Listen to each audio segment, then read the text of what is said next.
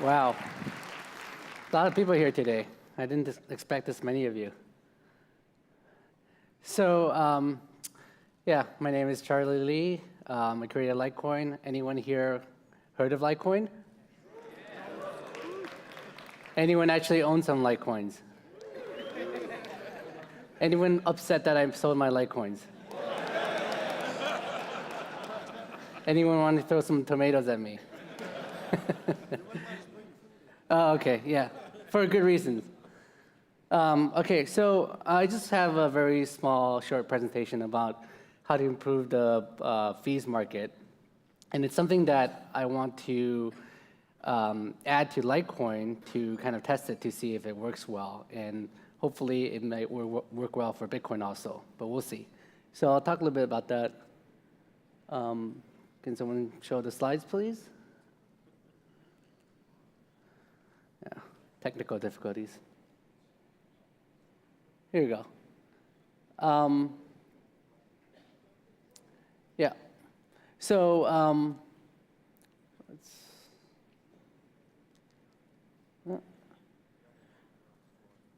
oh, thank you. Okay, so the current state of things are that there's currently no fees market. Basically, with Bitcoin, the miners just mine whatever transactions there appears in the mempool because the mempool is full. And second thing is it's hard for SPV clients to estimate fees. And lastly, the developers actually have to set the minimum fees, like the minimum relay fees. This is something that's happened with Bitcoin and Litecoin where developers had to reduce the minimum fees because the fees became too much. So these three things are something that my proposal is trying to improve. So let's talk about a fees marketplace first. So normally, fees marketplace should be like a supply and demand, where the supply side is the miners, the blockchain, right? How many transactions can fit in a block. And the demand side is users trying to spend Bitcoin or Litecoin. So there should be a supply and demand in such a way where the fees is set by the market, where it's high enough, where supply meets demand and it sets the fees. But right now, it's not working that way. One reason is because it's only buyer side that's signaling. So only the users are sending transactions and basically spending however much they think will get the transaction mined into the next block or in the next hour. And there's really no way for the mining side to say how much fees they think there should be. So as you can see, this is a graph of all the transactions in the mempool. And right now, people just look at this and try to estimate how much they need to pay to get it into the blockchain. And then the second thing is SPV clients don't have transaction history, right? They just load the block headers. So it's really hard for SPV clients to figure out what transactions were previously mined, what fees were previously confirmed. And so they need to rely on third parties. And that's not really that good when third parties sites can go down or they can be hacked and abused. So, and lastly, developers set the fees. So just recently, I made a tweet that we're going to lower the Litecoin fees. Because if you look at last year, fees started at around 1/10 of a cent per transaction. And then it rised all the way up to over 10 cents per transaction for Litecoin. And that's because the Litecoin price rose almost 100 times last year. And the fees are set in cryptocurrency because from the blockchain's point of view, we don't know how much a Litecoin is worth.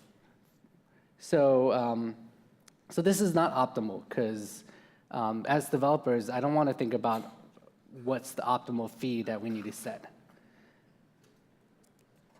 So how do we solve this? This is the proposal I have, which is you let the miners signal the minimum accepted fee in their blocks. The technical part of it is that we do that using 5 of the version bits in the block headers. So there's 32 bits, or a little bit less than 32 bits that we can play with. And using 5 of those, we can basically set a min fee rate, which is 2 raised to the fee bits. And this can be done with a soft fork. So what the soft fork does is it enforces that the transactions in the block all have to have fee rate higher than the min fee rate set by the miner, right? They can't say that their minimum fee is 0.1 Litecoin and yet accept the transaction that pays less than that. And also to enforce that the fee bits is set to as high as possible. So this way, just looking at block headers, you can see that this block mined transactions, the minimum fee that was mined was this number. So I'll show an example. Example is if fee bits, this is in binary, it's 10001, which is 17. So 2 to the 17 is 13 or 131,000 something. So that's equivalent to 0.0013 Litecoin per kilobytes. So all transactions in that block must pay at least that fee, right? So if the miner says this is the min fee I'm going to accept, then he can't mine any transactions with fees below that, the number that they set. And then also there must be one transaction that pays less than that, right? So they can't set a fee that's too low.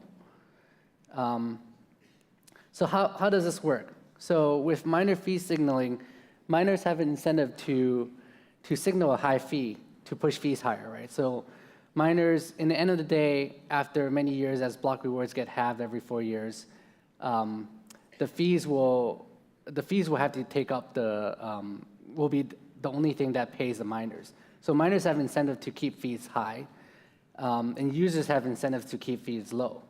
So if they set their fees too high, then they may leave a lot of transactions in the mempool with lower fees fees lower than what they set, and that leaves money on the table for other miners. So there's checks and balances where some miners will accept lower fees, some miners will have a higher min fee, and it will all work out. So this also makes SPV client fee estimation easier, because now you have the min fee in the block header.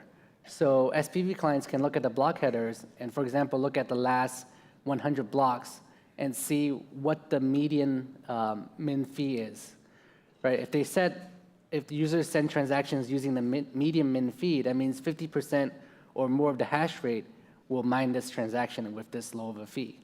And if 50% mines, then you know there's a 50% chance that your transaction will get mined in the next block.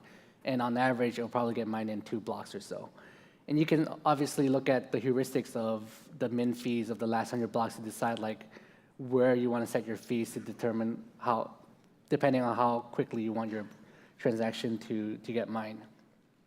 And lastly, with this information in the blockchain, we can programmatically calculate minimum relay fees, for example. It's something that developers no longer have to set because the market is now telling us what fee is considered a normal transaction. If someone pays 1/10 of that, then it's probably spam, right? So then it won't need to be relayed. So hopefully my proposal will really kill 3 birds with 1 stone. But I believe that in the end, if some part of it doesn't work, there's really no downside to it. We'll still get useful information like minimum fees in the block header that's useful for SPV clients. So potential problems.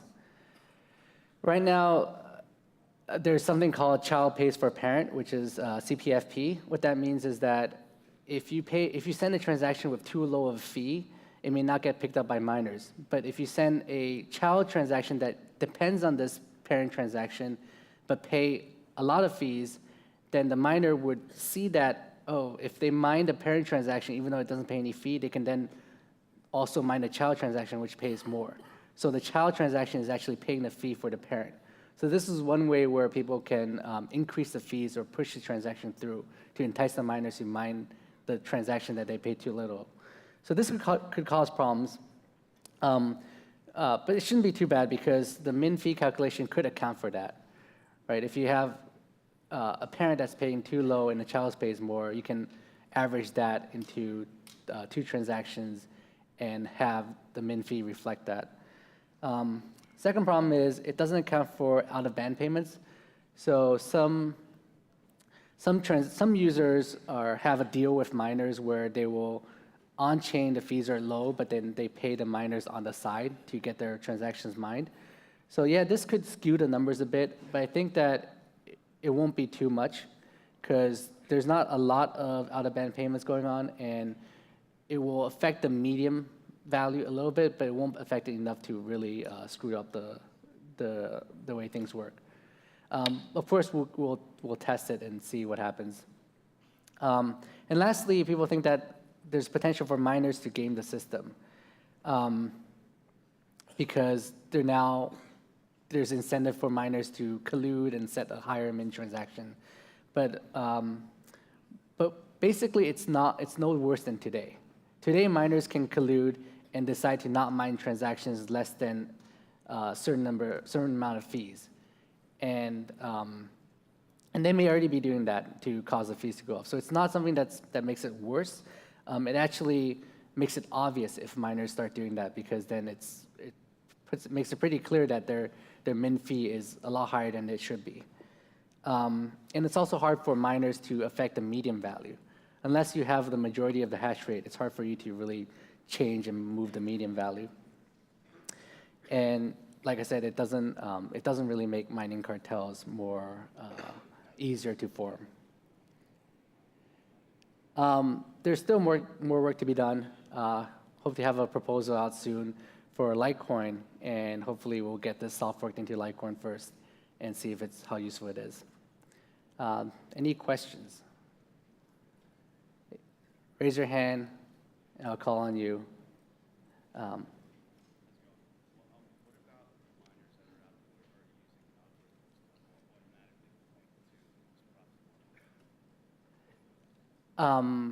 Your question is, what about miners that use an algorithm to mine the most profitable coin?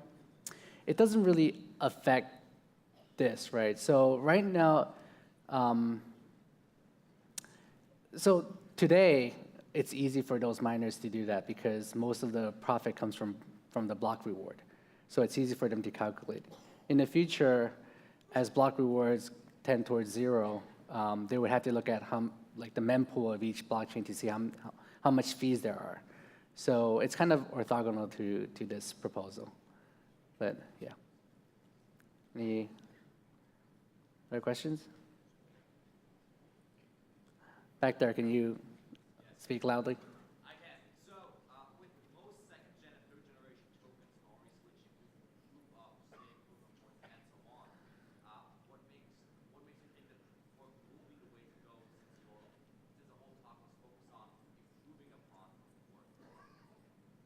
So the question is, a lot of coins are switching to proof of stake, and why do I believe proof of work is still the way to go? Correct. Okay. So I'm not a big believer in proof of stake. Proof of stake has a different kind of security paradigm than proof of work. From my point of view, you really need to, there's no such thing as a free lunch. So if there's nothing at risk, then you don't get anything out of it, right? So proof of stake, the idea of proof of stake is that you don't have to spend, it's more efficient. You don't have to waste electricity to mine coins, and people who hold it can protect it. If you think about it, the electricity that we're wasting is actually what's providing the security for the blockchain, right? In order to attack it, you have to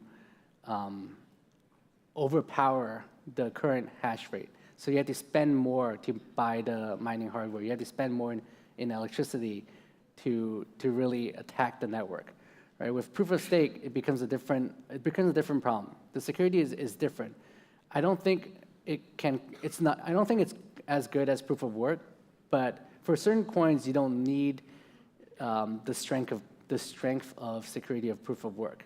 Right? So for Bitcoin and Litecoin, I think the most important thing is censorship resistant. Right? It's freedom of money. So proof of work gives us that, and proof of stake, I don't think it gives us that.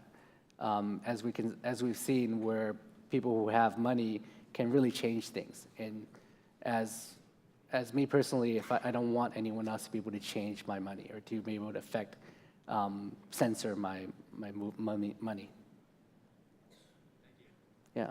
Go ahead. How important are inflation rules and structures for the proliferation of any cryptocurrency? Can you speak loudly? How important are inflation structures for the proliferation of any cryptocurrency? How important are inflation structures for the proliferation of cryptocurrencies? So let me talk about like Bitcoin and Litecoin, right? So Bitcoin is set up where the inflation kind of tapers off over time. So it pays out a lot more in the beginning, and it has a fixed rate, and every 4 years it halves. So the reason why it's set up this way is so that it gives the coin enough block rewards in the beginning to pay the miners, and over time, as it becomes more popular, the block rewards decreases and the fees will pay for the miners. It's similar to how startups are set up, where you pay your initial employees more in stock options, and over time, as the company grows, you get more and more employees. As it becomes more successful and it's getting revenue, you pay people less in stock options. And this works really well, and this is something that I didn't change with Litecoin. And a lot of coins actually try to muck with that and change the inflation structure. One example is Dogecoin. Right? Dogecoin, when it launched, it decided to increase the inflation, basically compact the inflation schedule by like something like 10 times, where every couple months the block reward halves. And it made it so that it became unsustainable because it wasn't paying out enough, and it became the hash rate just started decreasing by quite a bit, and became very easy for anybody, a Litecoin miner, to attack Dogecoin because the network hash rate is so low. So this is something that is kind of well thought out by Satoshi, and I think it works out really well for Bitcoin, but it's something that you have to be careful when you're creating a new coin. Does that answer your question? I'll answer 2 more questions. Do you think it's ever viable for a zero transaction fee model where the miners are compensated by ongoing mining rewards as opposed to mining tapering off towards the end? Sir, is it possible for a A zero transaction fee model, so the users are never paying a transaction fee, but the miners are subsidized by ongoing mining as opposed to transaction subsidized by who? by their mining firm. So By block rewards? correct. Okay, so the question is it feasible for a coin that has 0 transaction fees, but miners are subsidized by block rewards? So yes, it's possible, but if you think about it, if block rewards go on indefinitely, then there's inflation, right? So inflation will cause the price of the coin to decrease over time. So someone's still paying for it, right? You're paying by holding coins. The value of your coins decreases. So you're actually paying for it indirectly, but you don't realize it. So systems like these work because of incentives. So there's no, like I said previously, there's no free lunch. Someone has to pay for the cost. Decentralized system is more inefficient than a centralized system. And right now, the block rewards is paying for a lot of the cost of the network, but over time, the network itself has to pay for it by fees. One more questions, anyone? Right there. Litecoin has been around for a while now. What do you think the purpose of Litecoin at this point is? The second question is, do you think there's other coins that can be replace Bitcoin as freedom? So first question is, Litecoin has been around for so long. What do I think the purpose of Litecoin is at this point? I'll answer that first. So when I created Litecoin, my idea was to create the silver to Bitcoin's gold, and it's always been that, right? I wanted a coin that complements Bitcoin. I've always known that it would be hard for Bitcoin to kind of be like perfect for everything, right? So there in life, there's always trade-offs. So in the blockchain space, the trade-off is decentralization and security versus fees and throughput. So if you optimize for being the most decentralized, the most secure, it will be less efficient, right? A centralized system is a lot more efficient than a decentralized system. So cost can be a lot less. As we see with Bitcoin, because we want it to be digital gold, we don't want to give in on the uncensorable aspect of it. It's the most decentralized and most secure coin. It's the king of crypto right now. And because of that, fees are high and throughput is low. And this is a trade-off we're willing to make because Bitcoin needs to be the gold standard, right? Where with Litecoin, my vision is that I'm targeting towards a less decentralized coin, a less secure coin, but trading off for higher throughput and lower cost, right? And that's where what we see right now.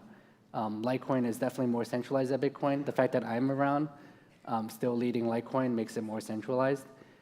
And it's also less secure in terms of hash rate, right? There's less amount of dollars spent on miner hardware. There's less electricity spent every hour in the Litecoin network. But on the flip side, it's more, it's faster, and it costs a lot less than Bitcoin transactions. So it's always been the case, and that's my vision for Litecoin. It's always to complement Bitcoin and to kind of work with Bitcoin to address the global needs of censorship-resistant transactions. And your second question is? Any other currency or coin that could potentially replace Bitcoin? I don't think so. Bitcoin has such a huge first mover advantage, and it's, like I said, it's a gold standard of crypto. It's going to be the king of crypto for as long as I can tell. I mean, I don't see anybody challenging Bitcoin for that spot. Okay, thank you.